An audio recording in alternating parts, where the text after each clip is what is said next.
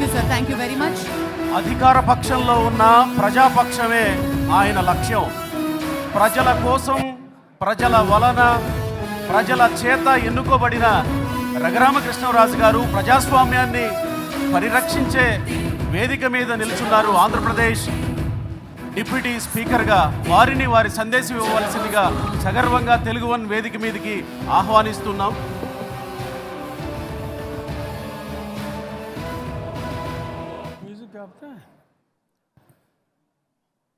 పెద్దలు చిన్నజీఆర్ స్వామి గారికి,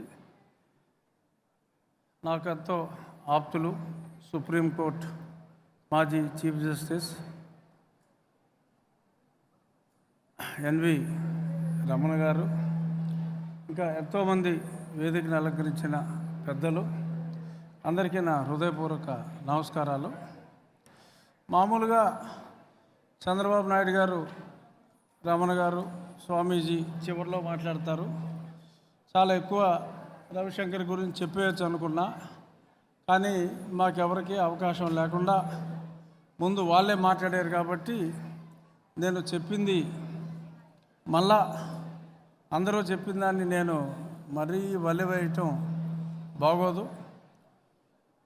ఆయన తెలుగు వన్ నేను ఎప్పటి నుంచో చూస్తున్నా. బట్ గతంలో ఏంటంటే నేను ఒక 15 సంవత్సరాల క్రితం నాకు సినిమా పాటలు, పాత సినిమాల్లో బిట్లు అవి కొంచెం మక్కువ. అప్పటి నుంచి కూడా నేను ఆయన పరిచయం అవ్వక ముందు నుంచి కూడా నేను తెలుగు వన్కి పెద్ద ఫ్యాన్ని. ఆ తర్వాత ఓ దశాబ్దం క్రితం ఆయన బాగా పరిచయం అవ్వటం, నేను కూడా వాళ్ళ స్టూడియోకి వెళ్ళి కూడా 1-2 ప్రోగ్రామ్స్, చాలా ఇంటర్వ్యూస్, మా ఇంటి దగ్గర కూడా చాలా ఇంటర్వ్యూస్, గోపీకృష్ణ ఇంకా చాలామంది ఇంటర్వ్యూలు చేయటం. ఆ తర్వాత మొన్న గత 5 సంవత్సరాల క్రితం జరిగిన విధ్వంసంలో మరి ఆయన ఎంతో ధైర్యంతో చాలా పెద్ద పెద్ద సాహసాలే చేసిన వ్యక్తి. అఫ్కోర్స్ క్రియేటివ్ ఏంటో చాలా చెప్పారు ఇందాక పదాలు, నాకు అవన్నీ పెద్దగా అర్థం కాలేదు. కానీ మా పెద్దలు ముఖ్యమంత్రి గారు ఆయన భావజాలాన్ని బాగా సంగ్రహించి ఆయన్ని చాలా మెచ్చుకోవటం. ఎందుకంటే నాకు ఏదైనా తెలియదు ఉంటే తెలియదని చెప్పుకుంటాం మంచిది. ఏంటి సార్ క్రియేటివ్ ఏంటన్నారు మీరు? క్రియేటివ్ ఏదో చెప్పారు కదా సార్, క్రియేటివ్ ఎకానమీ. సో అదే దాని గురించి నాకు పెద్దగా తెలియకపోయినా ఆయన అడిగి తెలుసుకుంటా. ఎందుకంటే చాలా విషయం ఉండి ఉంటుంది. ఆయన రాబోయే నెక్స్ట్ 25 ఇయర్స్లో ఆ క్రియేటివ్ టెక్నాలజీ అన్నదాన్ని కొంచెం అవగాహన చేసుకునే ప్రయత్నం కూడా చేస్తాను. చిన్నజీఆర్ స్వామి గారు చాలా అద్భుతంగా నాకు తెలుగు భాష అంటే వాంగ్మయం అంతా ఆయనకు ఉన్న దాంట్లో 1% కూడా నాకు తెలియకపోయినా ఆ భాష అంటే నాకు అదొక పిచ్చి. ఆ భాష మీద ఉన్న ప్రేమతో మరి గతంలో నేను ఎవరితోటైతే ఇప్పుడు స్వపక్షంలో విపక్షం అని నాకు ఒక టైటిల్ ఇచ్చారు, అది తెలుగుతోనే ప్రారంభమైంది. అప్పట్లో నేను పార్లమెంట్లో మన మాతృభాషని ఆర్టికల్ 350A కింద ప్రొవిజన్ ఇవ్వాలి, ఆ ప్రొవిజన్ తీస్తున్నాయి కొన్ని రాష్ట్రాలు అన్నందుకు మరి చాలా ఇబ్బంది పడవలసి వచ్చింది. ఆ తర్వాత ఆ జీవోని మరి మన హైకోర్టు కొట్టివేయటం జరిగింది. అప్పటి ప్రభుత్వం మళ్ళీ సుప్రీంకోర్టుకి వెళ్ళింది. అది ఇంకా పెండింగ్లోనే ఉంది నాకు తెలిసినంత వరకు. మరి రాబోయే రోజుల్లో మరి విత్డ్రా చేసుకుంటే రాష్ట్ర ప్రభుత్వానికి విత్డ్రా చేసుకునే అవకాశం ఉంది. విత్డ్రా చేసుకుంటే చాలా బాగుంటుంది. లేకపోయినా సరే కొట్టేస్తారని, ఎందుకంటే రాజ్యాంగంలో స్పష్టంగా ఉంది కాబట్టి రాజ్యాంగానికి వ్యతిరేకంగా ఏ న్యాయస్థానం కూడా తీర్పు ఇవ్వలేదని నేను భావిస్తున్నా. మరి ఎక్కడ తెలుగు భాష గురించి ఏ సమావేశాలున్నా పెద్దలు రమణ గారు ఆయనకున్న తెలుగు భాష అంటే ఆయనకున్న అమితమైన అభిమానం ఈ మధ్యన ఎన్నో సభల్లో ఆయన చాలా స్పష్టంగా పేర్కొనడం జరిగింది.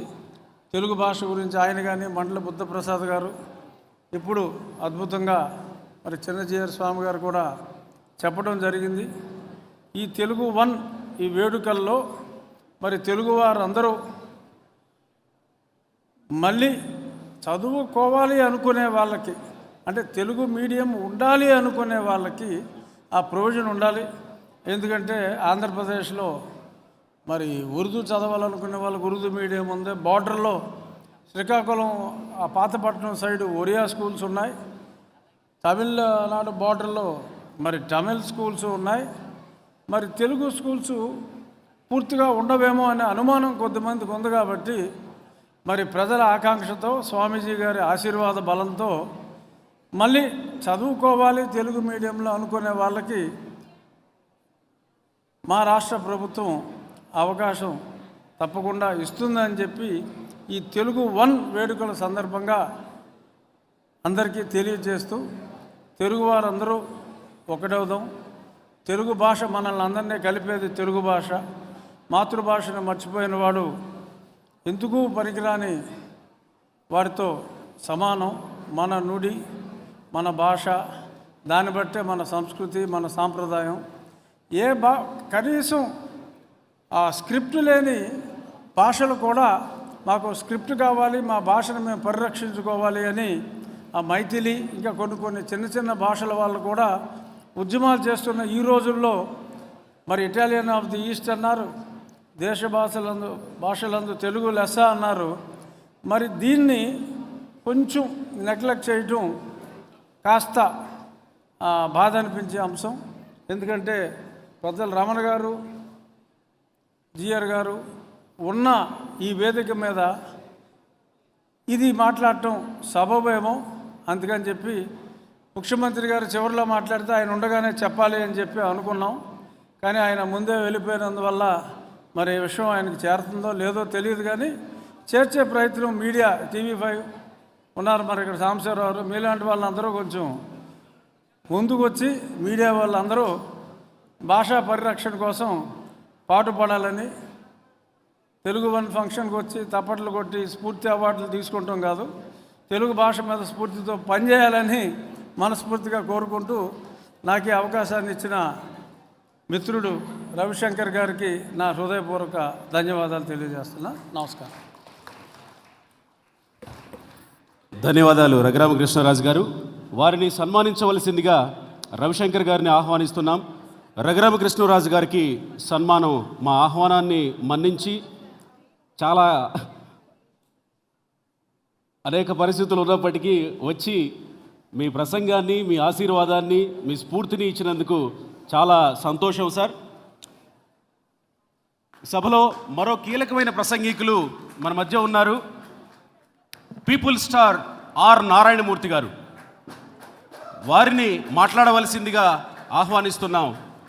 రఘురామకృష్ణరాజు గారికి సన్మానం జరుగుతుంది.